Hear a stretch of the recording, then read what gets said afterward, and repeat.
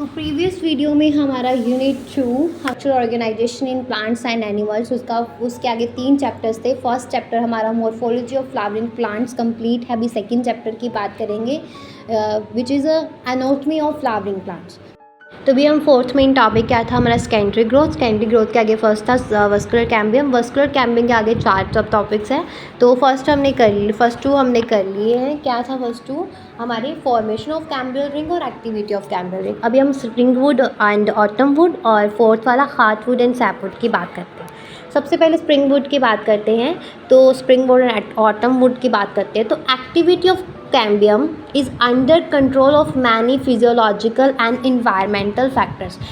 Cambium की जो activity है वो कंट्रोल होती है बहुत सारी फिजियोलॉजिकल और इन्वायरमेंटल फैक्टर्स पे।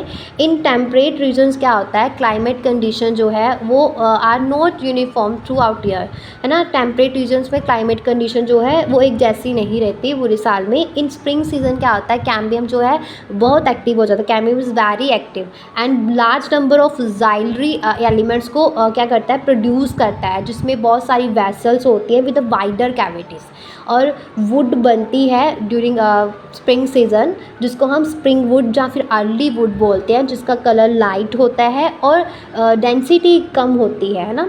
और विंटर में क्या होता है, कैम्बियम जो है वो कम एक्टिव होता है और कुछ जो है जाइलरी एलिमेंट्स बनाता है जिनके अंदर नैरो वेसल्स होती हैं, पतली पतली वेसल्स होती हैं। और इस वुड को हम ऑटम वुड या फिर लेट वुड भी बोलते हैं। और इस वुड का कलर डार्क होता है और हायर डेंसिटी इसकी देखने को मिलती है।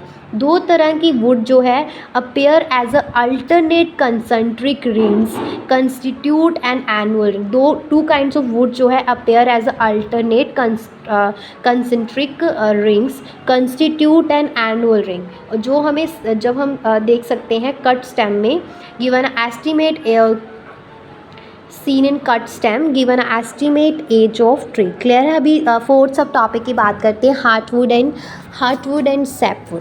तो हमें ऑल ट्रीज में पुराने जो ट्रीज होते हैं उनका जो ग्रेटर पार्ट होता है, बड़े वाला पार्ट होता है सेकेंडरी जाइलम, वो डार्क ब्राउन होता है। किसकी वजह से, क्योंकि उनके ऊपर क्या आ जाता है, ऑर्गेनिक कंपाउंड जैसे कि टैनिस है, रिजिन्स है, ऑयल्स है, गम्स है, एरोमेटिक सब्सटेंस है, इसेंशियल ऑयल्स है ना। उनकी वजह से क्या आ जाता है, उनके ऊपर डिपोजिशन हो जाती है, इसलिए उनका कलर डार्क ब्राउन हमें दिखाई देता है।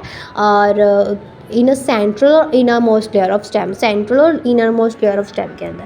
और ये जो सब्सटेंस होते हैं, दिस सब्सटेंस क्या करते हैं, वुड को क्या बना देते हैं, ट्रीज़ को क्या बना देते हैं, हार्ड बना देते हैं, ड्यूरेबल बना देते हैं and resistant to attacks of micro organisms and insects. Clear है। और उसके बाद इसमें हार्टवुड और सैपवुड की बात करते हैं। हार्टवुड क्या होती है, this region comprises dead element. इस रीजन में डेड एलिमेंट्स पाए जाते हैं with highly lignified walls. Dead elements पाए जाते हैं विद हाईली लिग्निफाइड वॉल, जिसको हार्टवुड बोलते हैं। तो heartwood does not conduct water, ये वाटर कंडक्ट नहीं करती है, बट ये मैकेनिकल सपोर्ट देती है स्टेम को।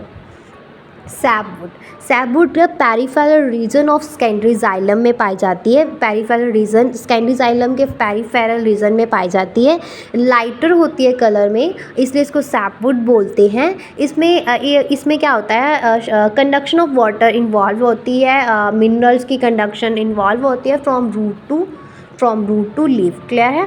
तो यहाँ पे हमारा जो फोर्थ सेकेंडरी ग्रोथ था उसके आगे फर्स्ट सब टॉपिक था ना हमारा वस्कुलर कैम्बियम, उसके आगे 4 सब टॉपिक फिनिश होते हैं।